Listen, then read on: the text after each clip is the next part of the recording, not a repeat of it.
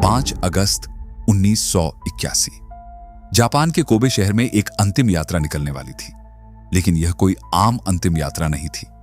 सड़कों पर हजारों लोग खड़े थे, पुलिस हर तरफ तैनात थी, कैमरे लगे हुए थे, रिपोर्टर्स मौजूद थे, लोग घंटों से इंतजार कर रहे थे। और सबसे चौंकाने वाली बात यह थी कि इस भीड़ में सिर्फ आम लोग नहीं थे। जापान के सबसे खतरनाक याकुजा संगठनों के बड़े बड़े बॉस वहां पहुंचे हुए थे। एक दो नहीं, लगभग 1300 याकुजा बॉस। सवाल यह था कि आखिर किस आदमी की मौत ने जापान के अंडरवर्ल्ड को इस तरह एक जगह जमा कर दिया था। वो आदमी कोई प्रधानमंत्री नहीं था, कोई राजा नहीं था, कोई युद्ध का हीरो नहीं था, कोई फिल्म स्टार। वो एक अपराधी था, लेकिन ऐसा अपराधी जिसके मरने पर कोबे की सड़कें रुक गईं। ऐसा आदमी जिसे कानून की नजर में गैंगस्टर कहा गया, लेकिन उसके समर्थकों ने उसे गॉडफादर माना। उसका नाम था काजुओ ताओका।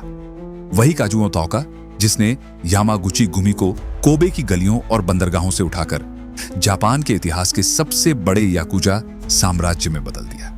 लेकिन सबसे बड़ा सवाल सिर्फ यह नहीं था कि काजुओ इतना ताकतवर कैसे बना। असली सवाल यह था कि एक गरीब बच्चा जिसे उसके पिता ने बचपन में छोड़ दिया था, कैसे 25,000 लोगों की अपराधी मशीन का केंद्र बन गया। और उससे भी बड़ा सवाल, जब उसके दुश्मन उसकी जान लेने के इतने करीब पहुंच गए थे, तब भी उसका साम्राज्य टूटने के बजाय और मजबूत कैसे हो गया। आज की यह कहानी किसी हीरो की नहीं है। यह कहानी ताकत, डर, अपराध, रणनीति और उस अंडरवर्ल्ड सिस्टम की है जिसने जापान को सालों तक हिलाकर रखा। अगर आप ऐसी ही गहरी और जांच पड़ताल वाली कहानियां देखना चाहते हैं तो रिवीलिंग आइज को सब्सक्राइब जरूर करें, क्योंकि अब हम शुरू करते हैं उस आदमी की कहानी जिसकी मौत पर पूरा अंडरवर्ल्ड खामोश खड़ा था। 28 मार्च 1913, कोबे, जापान। इसी शहर में काजुओ ताओका का जन्म हुआ। उस वक्त जापान तेजी से बदल रहा था। नए शहर बन रहे थे, फैक्ट्रियां बढ़ रही थीं, बंदरगाहों पर व्यापार तेज हो रहा था। लेकिन हर बदलाव हर इंसान के लिए मौका नहीं बनता। कुछ लोगों के हिस्से में तरक्की आती है और कुछ के हिस्से में संघर्ष। काजुओं का परिवार उन्हीं संघर्ष करने वालों में था। बचपन में ही उसे गरीबी ने घेर लिया था। फिर एक ऐसा झटका लगा जिसने उसकी सोच को हमेशा के लिए बदल दिया। उसके पिता परिवार को छोड़कर चले गए। अब घर में सिर्फ काजुओं और उसकी मां थे। उस दौर के जापान में अकेली औरत के लिए बच्चे को पालना आसान नहीं था। पैसे की कमी, सहारे की कमी और समाज की नजरों में लगातार कम होती इज्जत। काजुओं ने बहुत छोटी उम्र में देख लिया कि कमजोर इंसान को दुनिया जल्दी भूल जाती है। यहीं से उसके अंदर एक बेचैनी पैदा हुई। वो शरीर से बड़ा नहीं था, लेकिन उसके अंदर का गुस्सा उसकी उम्र से कहीं बड़ा था। उसे समझ आने लगा था कि अगर तुम्हारे पास पैसा नहीं है, अगर तुम्हारे पास ताकत नहीं है, तो लोग तुम्हें गंभीरता से नहीं लेते। और शायद यही सोच धीरे धीरे उसे उस रास्ते की तरफ ले जाने लगी जहां से वापस आना आसान नहीं होता। 1920 के आसपास कोबे जापान के सबसे व्यस्त बंदरगाहों में गिना जाने लगा था। दुनिया भर से जहाज आते थे, माल उतरता था, मजदूर आते थे, व्यापारी आते थे, पैसा घूमता था। और जहां पैसा होता है वहां अपराध भी रास्ता बना लेता है। बंदरगाह के आसपास छोटे छोटे गैंग सक्रिय होने लगे थे। कोई जुआ चलाता था, कोई मजदूर यूनियन पर दबाव बनाता था, कोई व्यापारियों से सुरक्षा के नाम पर पैसा वसूलता था। काजुओं की मुलाकात इसी दुनिया से हुई। उम्र कम थी, लेकिन उसमें एक बात साफ थी, वो डरता नहीं था। सामने वाला बड़ा हो, ताकतवर हो या पूरा गैंग हो, काजुओं पीछे हटने वालों में नहीं था। धीरे धीरे कोबे की गलियों में उसकी पहचान बनने लगी। पहले मोहल्ले में लोग उसका नाम जानने लगे, फिर बंदरगाह के आसपास काम करने वाले मजदूर और छोटे गैंग भी उसे नोटिस करने लगे। उसकी ताकत सिर्फ मारपीट नहीं थी, उसकी असली पहचान थी कि वो अपमान नहीं भूलता था। अगर कोई उसे दबाने की कोशिश करता तो वो जवाब जरूर देता। अगर कोई उसे धमकाता तो वो झुकता नहीं था। इसी वजह से लोग उसे एक नए नाम से बुलाने लगे, कोमा। जापानी भाषा में कोमा का मतलब होता है भालू।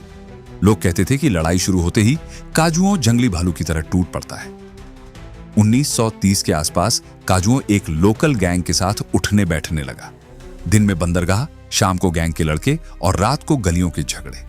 उसकी जिंदगी अब एक खतरनाक दिशा में बढ़ रही थी, लेकिन अभी तक यह सिर्फ एक लड़के की हिंसक पहचान थी। असली मोड़ अभी बाकी था। एक दिन एक मामूली बहस खूनी लड़ाई में बदल गई। पहले कहासुनी हुई, फिर गालियां चली, फिर धक्का मुक्की हुई। और देखते ही देखते दोनों तरफ के लड़के एक दूसरे पर टूट पड़े। काजुओ भी उस लड़ाई में मौजूद था। उस समय उसकी उम्र सिर्फ 17 साल थी, लेकिन उसी दिन हुई घटना ने उसकी जिंदगी का रास्ता हमेशा के लिए बदल दिया। लड़ाई के दौरान एक युवक गंभीर रूप से घायल हुआ और कुछ समय बाद उसकी मौत हो गई। पहली बार काजुओ ताओका का नाम पुलिस की फाइल में दर्ज हुआ। जांच शुरू हुई, गवाहों से पूछताछ हुई, सुराग जोड़े गए और जल्द ही पुलिस काजुओं तक पहुंच गई। उसे गिरफ्तार कर लिया गया। कई लोगों की कहानी यहां खत्म हो जाती है, जेल, अपराध, बदनामी और फिर जिंदगी का बिखर जाना। लेकिन काजुओं की कहानी यहीं से शुरू हुई थी। 17 साल की उम्र में वह जेल पहुंचा। उसकी मां के लिए यह किसी बुरे सपने से कम नहीं था, लेकिन जेल ने काजुओं को तोड़ा नहीं। उल्टा जेल उसके लिए एक अलग तरह का स्कूल बन गई। वह कहा, यहां किताबें नहीं थी, यहां कानून नहीं पढ़ाया जाता था, यहां अपराध की दुनिया के नियम सिखाए जाते थे। जेल के अंदर उसकी मुलाकात ऐसे लोगों से हुई जो उससे कहीं ज्यादा बड़े अपराधी थे। कुछ हत्यारे थे, कुछ तस्कर थे, कुछ ऐसे नाम थे जिन्हें जापान के अंडरवर्ल्ड में डर और इज्जत दोनों के साथ देखा जाता था। काजुओ वहां सबसे छोटा था, इसलिए वह ज्यादा बोलता नहीं था। वह सुनता था, देखता था, समझता था। उसने देखा कि जेल में भी कुछ लोगों की अलग हैसियत होती है। कुछ कैदियों के लिए दूसरे कैदी खड़े हो जाते हैं, कुछ की बात बिना बहस के मान ली जाती है, कुछ का असर सलाखों के अंदर भी चलता है। यहीं काजुओं को पहली बार समझ आया कि असली ताकत सिर्फ लड़ने में नहीं होती, असली ताकत होती है लोगों को अपने पीछे खड़ा करने में। जेल में रहते हुए उसकी छवि एक ऐसे लड़के की बन गई जो दर्द सह सकता था, दबाव में टूटता नहीं था और लड़ाई से पीछे नहीं हटता था। लेकिन उसके अंदर सिर्फ हिंसा नहीं बढ़ रही थी, उसकी सोच भी बदल रही थी। अब वह सिर्फ सड़क का लड़ाका नहीं रहना चाहता था, वह ऊपर जाना चाहता था, बहुत ऊपर। कुछ वक्त बाद काजुओ जेल से बाहर आया, लेकिन बाहर आने वाला लड़का वही नहीं था जो अंदर गया था। जेल ने उसके शरीर से ज्यादा उसकी सोच बदल दी थी। अब उसकी नजर एक बड़े नाम पर थी, यामागुची गुमी। यामागुची गुमी उस समय कोबे के अंडरवर्ल्ड में कोई छोटा नाम नहीं था।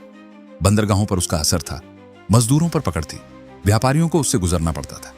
अगर किसी को काम चाहिए, सुरक्षा चाहिए या बंदरगाह के आसपास अपना कारोबार चलाना है, तो किसी न किसी तरह उसका सामना यामागुची गुमी से होता ही था।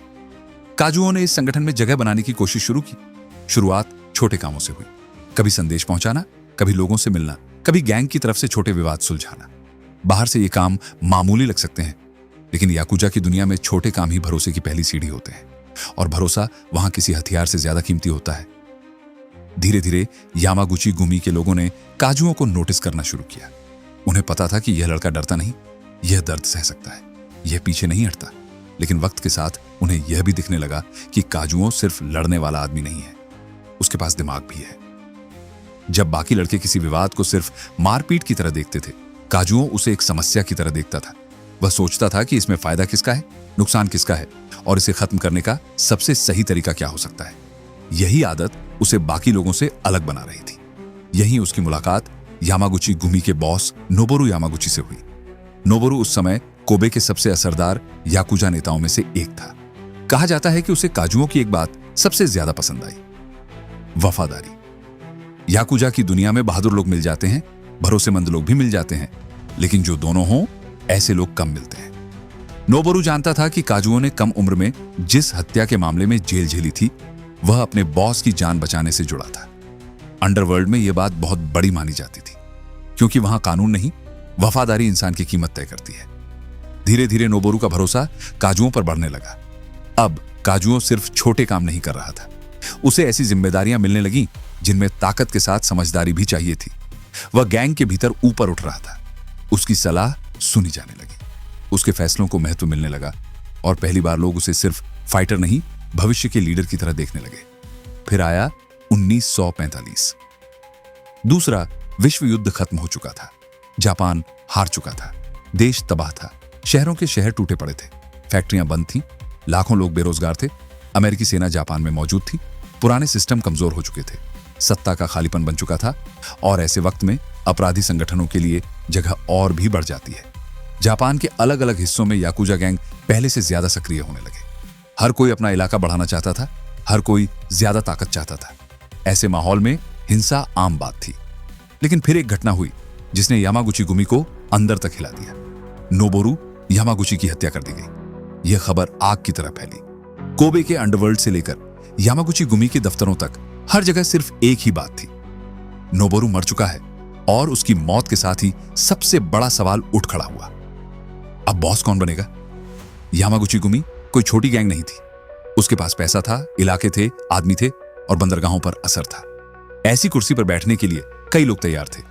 कुछ सीनियर लोग खुद को सही उम्मीदवार मानते थे, कुछ पुराने सदस्य सोचते थे कि अब उनकी बारी है, कुछ लोग हालात का इंतजार कर रहे थे। माहौल ऐसा था कि संगठन अंदर से टूट भी सकता था। काजुओ उस कुर्सी के लिए सबसे सीधा उम्मीदवार नहीं था, वह सबसे बूढ़ा नहीं था, सबसे पुराना सदस्य भी नहीं था, उसके पास सबसे ज्यादा लोग भी नहीं थे। लेकिन उसके पास एक चीज थी जो बाकी सबके पास नहीं थी, भरोसा। संगठन में कई लोग उसे सम्मान देते थे, उसे जानते थे, उसे मुश्किल वक्त में साथ खड़े रहने वाला आदमी मानते थे। और सबसे अहम बात, नोबोरू यामागुची उस पर भरोसा करता था। गैंग के अंदर बैठकों का दौर शुरू हुआ। हर तरफ चर्चा थी। कुछ लोग उम्र का तर्क दे रहे थे, कुछ पुराने अनुभव का, कुछ अपनी ताकत का। लेकिन धीरे धीरे समर्थन काजुओं की तरफ आने लगा। कुछ ने खुलकर उसका साथ दिया, कुछ ने इसलिए क्योंकि उन्हें लगा कि संगठन को टूटने से बचाना है तो काजुओं सबसे सुरक्षित विकल्प है। हर कोई खुश नहीं था। कई लोगों को लगा कि एक सड़क का लड़का अब पूरे संगठन का बॉस कैसे बन सकता है। कुछ को उसकी उम्र पर शक था, कुछ को उसकी बढ़ती ताकत चुभ रही थी। लेकिन आखिर फैसला हो गया। 1946 में सिर्फ 33 साल की उम्र में काजुओ ताओका यामागुची गुमी का तीसरा कुमिचो यानी बॉस बन गया। लेकिन बॉस बनना उसकी मंजिल नहीं था, यह तो उसकी असली शुरुआत थी। उसे विरासत में संगठन मिला, लेकिन साथ में दुश्मन भी मिले। उसे ताकत मिली, लेकिन साथ में जिम्मेदारी भी मिली। अब उसे साबित करना था कि वह सिर्फ नोबोरू का भरोसेमंद आदमी नहीं, बल्कि यामागुची गुमी का असली नेता है।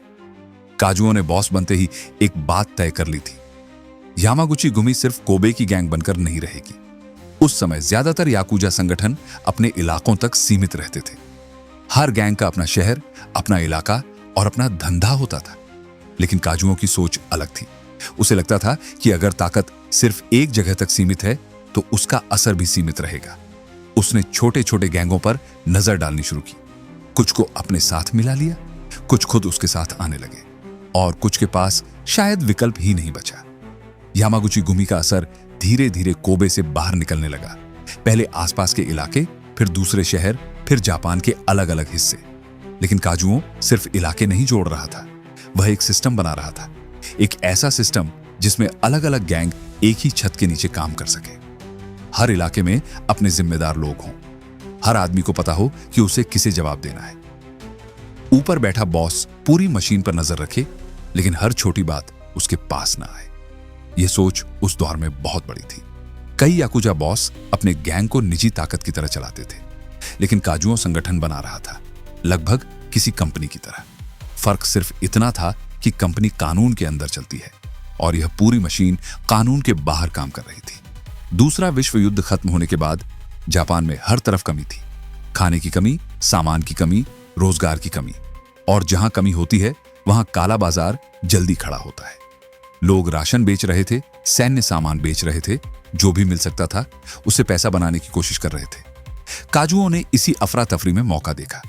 जहां आम लोग बर्बादी देख रहे थे, वहां काजुओ नेटवर्क देख रहा था। उसने बंदरगाहों, गोदामों, मजदूर यूनियनों, जुए और काले बाजार में संगठन की पकड़ बढ़ानी शुरू की। युद्ध के बाद जापान में जो माल के आने जाने पर नियंत्रण रखता था, वह पैसे पर नियंत्रण रख सकता था और काजुओं यही कर रहा था। कोबे का बंदरगाह उसके लिए ताकत का आधार बन गया। उसने समझ लिया था कि बंदरगाह को नियंत्रित करना है तो सिर्फ जहाजों पर नजर रखना काफी नहीं, उन मजदूरों पर असर होना चाहिए जो माल उतारते हैं, गोदाम तक पहुंचाते हैं और ट्रकों में भरते हैं। अगर मजदूर तुम्हारी बात सुनते हैं तो पूरा बंदरगाह तुम्हारे असर में आ जाता है। धीरे धीरे यामागुची गुमी ने मजदूर यूनियनों में अपनी पकड़ बढ़ाई। कुछ को सुरक्षा दी गई, कुछ पर प्रभाव बनाया गया और धीरे धीरे हालात ऐसे बनने लगे कि काजुओं की मर्जी के बिना बंदरगाहों पर काम आसान नहीं था। कौन काम करेगा, माल कहां जाएगा, किसका सामान पहले निकलेगा, किसे फायदा मिलेगा, इन सब पर यामागुची गुमी का असर बढ़ने लगा। जहां असर होता है वहां पैसा आता है और जहां पैसा आता है वहां नए आदमी, नए धंधे और नई ताकत जुड़ती है। यामागुची गुमी अब सिर्फ सड़क की गैंग नहीं रही, वह एक अपराधी कारोबार की मशीन बनती जा रही थी। लेकिन काजुओं यही नहीं रुका। युद्ध के बाद जापान में एक और खतरनाक धंधा फैल रहा था, नशे का कारोबार। उस दौर में मेथाम्फेटामाइन नाम की स्टिमुलेंट ड्रग तेजी से फैल रही थी। युद्ध के समय इसका इस्तेमाल सैनिकों को लंबे समय तक जागते रखने के लिए किया गया था। युद्ध खत्म होने के बाद इसकी बड़ी मात्रा बाजार में पहुंची और इसकी मांग बढ़ने लगी। सरकार इसे समस्या मान रही थी, लेकिन अंडरवर्ल्ड इसे व्यापार की तरह देख रहा था। काजुओं ने इसमें भी मौका देखा। यामागुची गुमी ने इस धंधे में अपनी मौजूदगी बढ़ानी शुरू कर दी। अब पैसा पहले से ज्यादा तेजी से आने लगा। बात हजारों येन से आगे बढ़कर लाखों येन तक पहुंचने लगी। इसी पैसे ने काजुओं को वह ताकत दी जो बहुत कम याकुजा बॉस हासिल कर पाए थे। वह नए लोग जोड़ सकता था, नए शहरों में असर फैला सकता था, अपने दुश्मनों से तेज चल सकता था और सबसे अहम, अपने संगठन को सिर्फ डर पर नहीं बल्कि व्यवस्था पर चला सकता था। जितना बड़ा साम्राज्य बन रहा था, उतनी बड़ी समस्या भी सामने आ रही थी। इतने सारे आदमी, इतने सारे शहर, इतने सारे धंधे, इन्हें चलाएगा कौन? अगर हर फैसला कोबे से लेना पड़े तो संगठन जल्दी रुक जाएगा। अगर हर झगड़ा बॉस तक आए तो बॉस ही बोझ के नीचे दब जाएगा। काजुओं ने इसका समाधान निकाला। उसने अपने भरोसेमंद लोगों को अलग अलग इलाकों की जिम्मेदारी दी। हर इलाके में स्थानीय लीडर, उसके नीचे आदमी, हर आदमी को साफ पता कि आदेश कहां से आएगा और जवाबदेही किसके सामने होगी। अब छोटी बातों के लिए काजुओं के पास आने की जरूरत नहीं थी। लोकल लीडर फैसले ले सकते थे, लेकिन यामागुची गुमी के नियमों के भीतर। यहीं से संगठन की रफ्तार और बढ़ गई। ओसाका, क्योटो, नागोया, टोक्यो, धीरे धीरे जापान के बड़े शहरों में यामागुची गुमी का नाम सुनाई देने लगा। काजुओ अब सिर्फ एक गैंग बॉस नहीं था, वह ऐसा रणनीतिकार बन चुका था जिसे उसके दुश्मन भी समझने की कोशिश करते थे। कई छोटे याकुजा संगठन खुद यामागुची गुमी से जुड़ना चाहते थे। उन्हें पता था कि अकेले रहकर वे इतना आगे नहीं बढ़ पाएंगे। हर नए संगठन के जुड़ने से काजुओं की ताकत और बढ़ती गई, लेकिन उसके लिए सबसे बड़ी जीत सिर्फ पैसा नहीं थी, सबसे बड़ी जीत थी प्रभाव। जापान के अलग अलग हिस्सों में लोग समझने लगे थे कि जहां यामागुची गुमी का नाम है, वहां काजुओं की पहुंच है। यही बात दूसरे याकुजा बॉसों को परेशान करने लगी। शुरू में उन्होंने काजुओं को बहुत गंभीरता से नहीं लिया था। उन्हें लगा कि वह भी बाकी गैंग लीडरों की तरह एक सीमा पर जाकर रुक जाएगा, लेकिन काजुओं नहीं रुका। हर साल नए इलाके जुड़ रहे थे, नए धंधे जुड़ रहे थे, नए लोग उसके साथ आ रहे थे और दूसरे बॉसों को महसूस होने लगा कि अगर यह रफ्तार नहीं रुकी तो एक दिन पूरा अंडरवर्ल्ड उसके असर में आ सकता है। यह डर धीरे धीरे नफरत में बदलने लगा। कुछ याकुजा नेताओं के बीच गुप्त बातचीत होने लगी। सवाल अब यह नहीं था कि काजुओं कितना बड़ा बनेगा, सवाल यह था कि उसे रोकेगा कौन। और कुछ लोगों के मन में इससे भी खतरनाक सवाल उठ रहा था, अगर उसे रोका नहीं जा सकता तो क्या उसे रास्ते से हटाया जा सकता है? काजुओं की ताकत सिर्फ उसके आदमी नहीं थे, उसकी ताकत उसका नाम था, उसका असर था, उसकी योजना थी। जब उसके दुश्मन किसी चाल के बारे में सोचते, काजुओं उसके जवाब के बारे में पहले से सोच चुका होता। यही वजह थी कि उसे नुकसान पहुंचाना आसान नहीं था।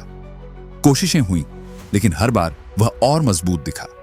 लेकिन अंडरवर्ल्ड में एक सच हमेशा रहता है, हर साम्राज्य के दुश्मन होते हैं और हर बॉस की कुर्सी पर कोई ना कोई नजर रखता है। काजुओं के साथ भी यही होने वाला था। उसके खिलाफ एक ऐसी साजिश तैयार हो रही थी जो सिर्फ उसके कारोबार को नहीं, उसकी जान को निशाना बनाने वाली थी। उन दिनों एक नाम अंडरवर्ल्ड में चर्चा में आने लगा, मिनोरू मुराओका। वह कोई आम गुंडा नहीं था, वह भी याकुजा दुनिया का एक बॉस था।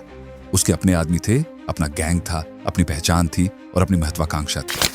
लेकिन उसे एक बात सबसे ज्यादा चुभती थी। जहां भी अंडरवर्ल्ड की बात होती, काजुओं का नाम उससे बड़ा सुनाई देता। मिनोरू मुराओका को लगता था कि यामागुची गुमी का फैलता हुआ साम्राज्य अंडरवर्ल्ड का संतुलन बिगाड़ रहा है। उसकी नजर में काजुओं सिर्फ एक राइवल नहीं था, वह भविष्य का खतरा था। अगर काजुओं ऐसे ही बढ़ता रहा तो बाकी संगठनों की हैसियत कम होती जाएगी। यह सोच धीरे धीरे शक से जुनून बनी और जुनून से नफरत। फिर एक फैसला लिया गया, काजुओं को रोका जाएगा और अगर जरूरत पड़ी तो हमेशा के लिए खत्म कर दिया जाएगा। काजुओ उस समय अपने सबसे सफल दौर में था। यामागुची गुमी बढ़ रही थी, नए संगठन जुड़ रहे थे, नए शहर उसके असर में आ रहे थे। वह पब्लिक कार्यक्रमों में भी दिखने लगा था। लोग उससे मिलते, हाथ मिलाते, तस्वीरें खिंचवाते। उसके आसपास भीड़ होना अब कोई असामान्य बात नहीं थी और यही भीड़ एक दिन उसकी जिंदगी का सबसे बड़ा खतरा बन गई। वह एक पब्लिक कार्यक्रम में शामिल होने पहुंचा। सब कुछ सामान्य लग रहा था। लोग आ रहे थे, जा रहे थे, कुछ उससे मिलना चाहते थे, कुछ दूर से देख रहे थे। काजुओं भी हमेशा की तरह सामान्य दिखाई दे रहा था। लेकिन उसी भीड़ में एक आदमी मौजूद था जो उससे मिलने नहीं आया था। वह इंतजार कर रहा था सही मौके का। फिर वह मौका आया। वह आदमी भीड़ से आगे बढ़ा। शुरुआत में किसी ने खास ध्यान नहीं दिया। ऐसे कार्यक्रमों में लोग अक्सर काजुओं के करीब आने की कोशिश करते थे, लेकिन अगले ही पल माहौल बदल गया। उस आदमी ने अचानक हमला कर दिया। कुछ सेकंड के लिए जैसे सब कुछ थम गया। फिर अफरा तफरी मच गई। लोग चिल्लाने लगे। सुरक्षाकर्मी हमलावर की तरफ दौड़े। काजुओ जमीन पर गिर चुका था। उसके कपड़े खून से भीग चुके थे। जापान के अंडरवर्ल्ड ने पहली बार वह दृश्य देखा जिसकी शायद किसी ने कल्पना नहीं की थी।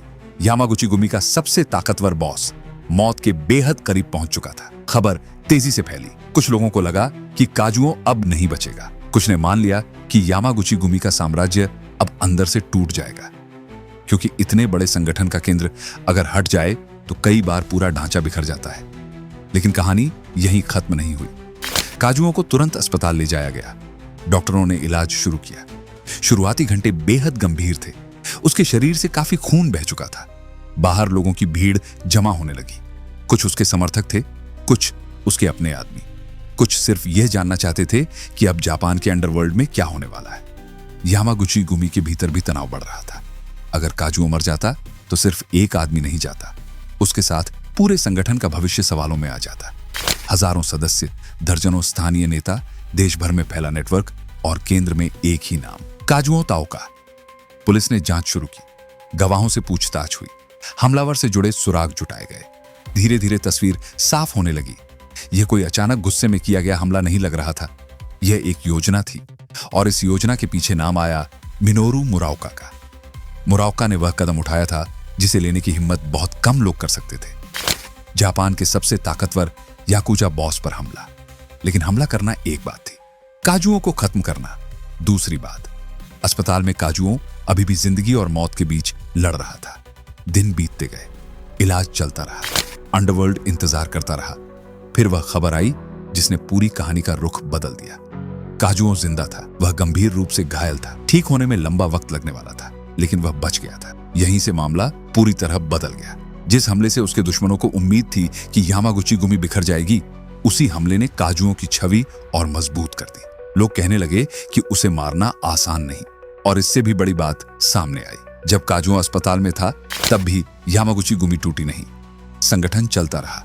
स्थानीय नेता अपना काम संभालते रहे, धंधे जारी रहे, फैसले होते रहे, नेटवर्क काम करता रहा। यही काजुओ की असली जीत थी। उसने सिर्फ गैंग नहीं बनाई थी, उसने सिस्टम बनाया था।